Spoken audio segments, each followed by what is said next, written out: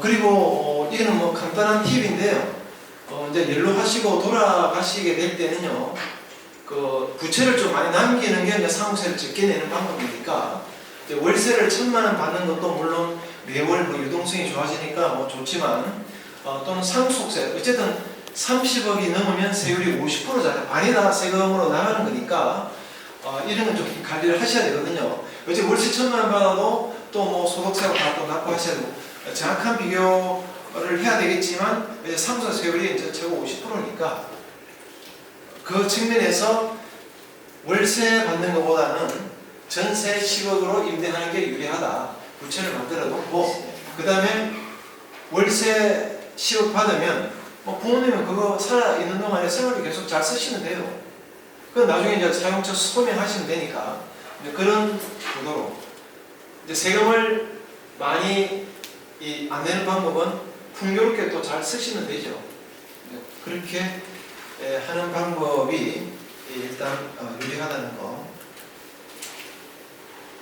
상속세 계산법은 뭐 세율은 기본적으로 10%부터 이제 50% 누진과세로 되어 있고, 이제 1억 이하는 뭐 10%, 뭐 1억에서 5억까지는 20%, 쭉 단계별로 해서 30억이 넘으면 50% 세금이에요. 뭐 이거를 옛날 뭐 지금 국민의힘 뭐 이쪽에서는 아예 상속세는 없애자, 뭐 이렇게 주장도 많이 해요. 왜냐하면 살아있을 때 제대로 성실한 세금 다 냈는데 또 왜 세금 내야 되느냐, 그렇게 주장을 하는데, 그렇게 또 이야기하기 전에 또 어떤 일이 있었냐면, 민주당 쪽에서는 상속세를 한 70%까지 올려야 된다, 이렇게 이야기한 모 의원이 있어요. 그러니까 더 반발해서 아예 없애자라고 이제 서로 강론을박하고 있는, 그게 지금 우리 대한민국 현실이죠.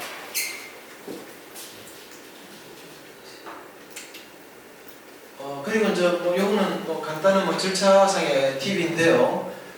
세금을 내려고 하면 부담이 많이 되죠. 그래서 분납을 하는 방법, 그리고 연부연납의 방법이 있는데, 연부연납은 불과 몇 달 전에 세법 개정돼서 작년 2021년 12월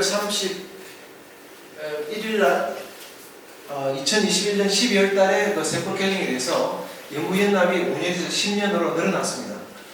그래서 좀 납부를 좀 부담 없이 할 수 있도록 먼저 바뀌었거든요. 그 내용이 있고, 그러면 가산금에 대해서는 보통 뭐 1년 만기 정기예금 이자율 이렇게 적용이 됩니다. 그래서 10년 동안 나눠서 내는 방법. 그리고 이제 물납은 현금으로 낼 돈이 없으면 결국 부동산으로 이제 납부해야 되는데, 납부하는 방법도 사실은 국세청에서 굉장히 좀 까다롭게 해요. 까다롭게 하는데, 그것도 요건이 좀 복잡하고, 그래도 물납이 유리한 경우가 있기 때문에 물납을 또 합니다. 특히 이제 비상장 주식이나 이런 게 평가금이 굉장히 높은데, 사실은 뭐 거래가 되지 않는 그런 주식 같은 경우는 물납을 해주면 굉장히 납세자도 굉장히 유리해요. 어떤 케이스가 있었냐면, 이것도 조금 오래된 이야기이긴 한데, 세금이 100억이 나왔고 물납을 그때 50억을 했어요. 그런데 불복 청구를 해서 50억을 깎아 먹었습니다.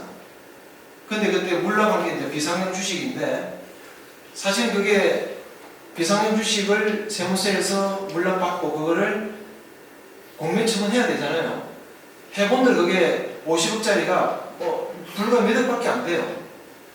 국정감사 받을 때 맨날 깨지는 게 바로 그런 거예요. 왜 국세청에서 물납 받아놓고 파는 게 뭐 형편없이 이렇게 낮은 가격으로 파느냐, 뭐 문제가 있는 거 아니냐, 늘상 지적을 받는데, 그 당시에 그 사람은 물납을 했고 불복해서 이겼고, 그래서 어떻게 됐냐면, 물납을 하면 이 납부 의무가 종결되는 겁니다. 종결되는데 불복해서 이겼잖아요. 그럼 이 50억은 어떻게 되죠? 세무서에서 비상형 주식 받은 걸 돌려줄 수가 없어요. 이미 물납으로서 끝났기 때문에. 그래서 현금 50억을 준 거예요. 대박 났죠? 네. 제가 그때 본청 그 징세과 얘기를 보고 했는데, 있는데 제가 이제 일선 내려오니까 감사원에 저한테 전화가 왔어요. 근데 제가 볼 때는 감사원에서 뭔가 이거를 알고 한번 좀 어떻게 써보려고 한 것이 아니냐라는 생각이 들었는데, 근데 사실은 뭐 예교심의위원회 소집하고 해야 되는데 이래 되면 나라 망하잖아요. 그래서 그냥 바꿔버렸어요. 이 나라 공권을 지키기 위해서. 그랬더니 감사원에서 연락 와서 왜 바꿨느냐 이렇게 따지더라고요. 아, 이러면 나라 망하는 거 아닙니까? 했더니 그대로 두 분 다시 연락 안 왔습니다.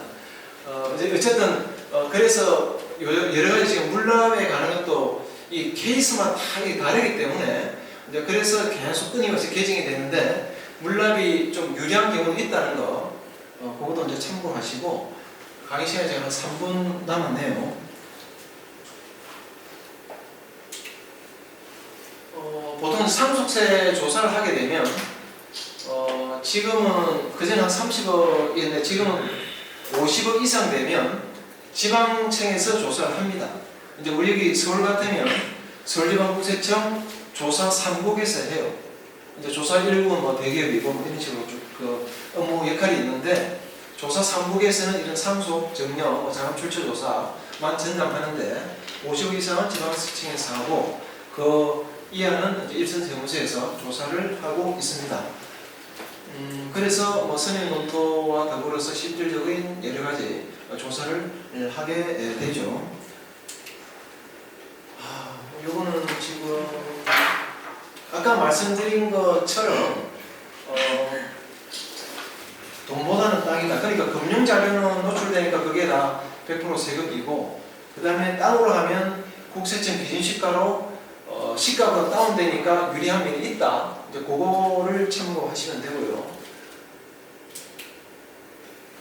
잠깐만요. 그래서 마지막 아까 말씀드린 추정상속재산을 조심하라 했는데,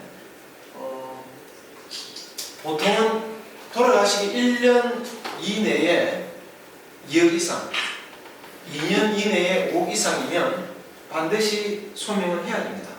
그 이하는 관계없는데, 그랬을 경우에 첫 케이스는 1년 이내에 4억이니까 2억 넘으니까 입증해야 되겠죠.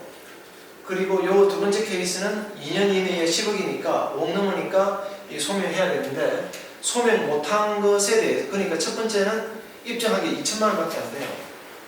그러니까 4억 중에 3억 8천이 입증이 안 됐잖아요. 그러면 그 계산 공식에서 3억을 추정상속재산으로 봅니다. 그리고 뭐 이거 두 번째 케이스는 10억을 인출을 했는데 이것도 입증한 금액이 1억밖에 안 되거든요. 1억밖에 안 되면 이것도 세법상 계산을 해서 결국 7억을 상속재산으로 보는 걸로 해서 다 합산이 되죠. 그래서 세금이 이제 이렇게 쭉 나오는데요. 그러니까 추정 상속재산이 없는 경우, 그러니까 제일 마지막의 경우는 추정 상속재산이 없는 경우인데, 이렇게 되면 6억 정도를 세금을 납부를 하게 되고, 그리고 아까 1억을 입증한, 그러니까 10억을 빼고 1억을 입증한 케이스는 8억 8천만 원을 세금을 냈고, 그 다음에 1년 이내에 4억을 인출한 케이스는 7억 3천만 원을 냈거든요. 그래서 추정 상속재산이 없는 경우는 6억대, 그래서 벌써 한 1억 차이 납니다. 그리고 이 부분도 관리를 잘 해야 돼요. 그러니까 돈이 나갔으면 거기다가 제대로 꼬리표를 잘 붙여서 소명할 수 있도록 해야만 세금을 절세할 수 있다. 그게 제가 오늘 여러분께 드리고 싶은 내용입니다. 이것으로 강의를 마치고 질문은 이따가 할까요? 네, 감사합니다. 네, 수고했습니다.